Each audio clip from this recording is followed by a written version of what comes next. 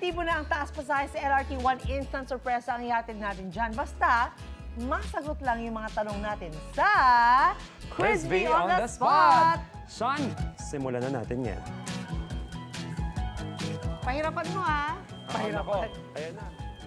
Yes, nandito nga tayo ngayon sa stasyon ng LRT kasi nga medyo makit yung pasahe ng LRT. Kaya naman sagot na natin ang pamasahe ng mga kapuso commuters natin. Dito yan, sa Quiz Bee on the Spot. Kaya tara, maghanap na tayo ng first player natin.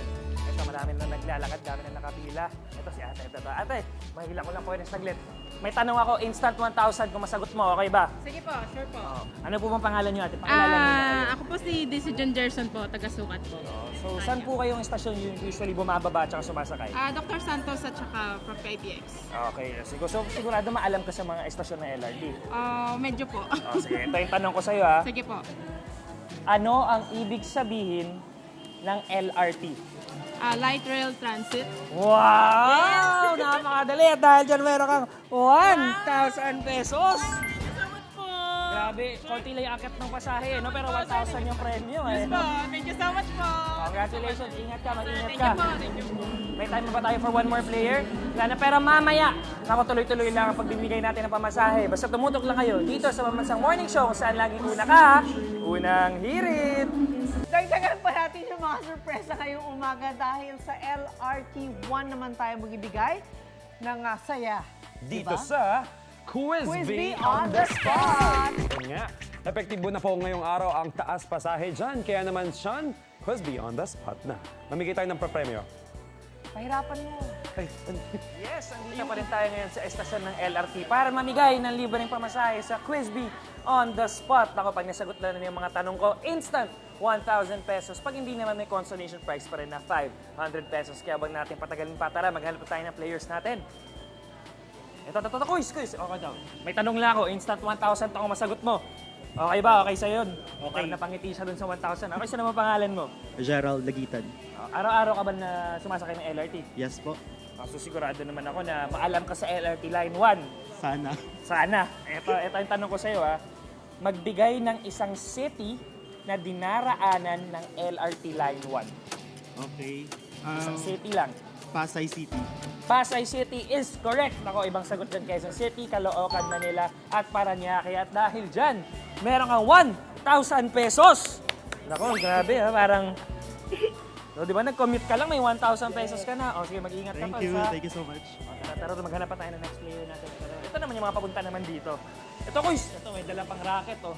Okay, saan naman pangalan mo?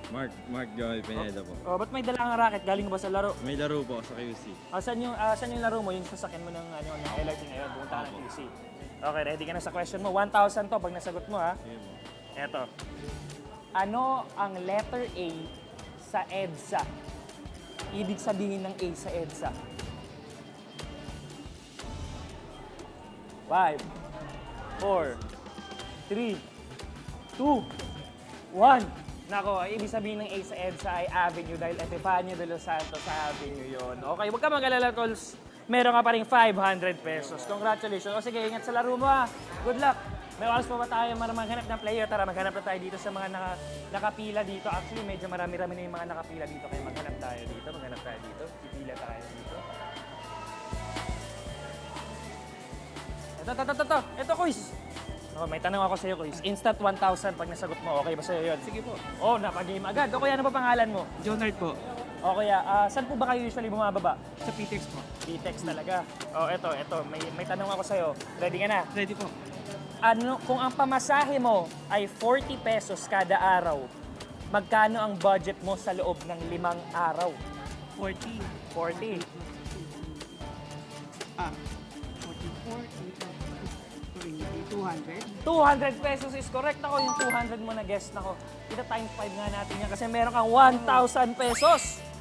O napakadali lang, di ba? Pumila ka, nagka-1,000 ka pa. Maraming salamat po sa unang hirit. Congrats, Chris. Tara, maghanap pa tayo ng player natin. Ito. Ito po, hello po. Mahila ko lang po kayo ng saglit. May tanong ako, 1,000 kaagad kung tama. Okay po ba sa inyo yon? Sige lang. Sige lang, sige lang. Okay po, ano pong pangalan nyo? Sok Romero. O kayo po, araw-araw po ba kayo sumasakay ng LRT? Hindi naman. Hindi naman. Oo. Pero maalam po ba kayo sa mga estasyon ng LRT? Hindi gano'n kasi bihira eh. Bihira, o sige, pero baka masagot mo tong tanong na to. Anong station na ngayon ang dating Roosevelt Station? Fernando Po Jr. Station. Nako, Maala Fernando po Jr. is correct. Nako, meron kang 1,000 pesos. O, di ba? Nahiya ka pa ate. Bigla nagka 1,000 ka tuloy. Congratulations. Tama, Was. pinapanood ko kayo araw-araw eh. Thank you po, thank you po. Nako, dyan na nagtatapos ang Quiz Bee on the Spot natin. Abangan nyo. Baka sa lugar nyo naman kami pumunta. Tumutok tayo dito sa Mamansang Morning Show kung saan laging una ka, unang hirit. Ikaw, hindi ka pa nakasubscribe sa GMA Public Affairs YouTube channel? Bakit? Mag-subscribe ka na, dali na, para laging una ka sa mga latest kwento at balita. I-follow mo na rin ang official social media pages ng Unang Hirit. Salamat, Kapuso.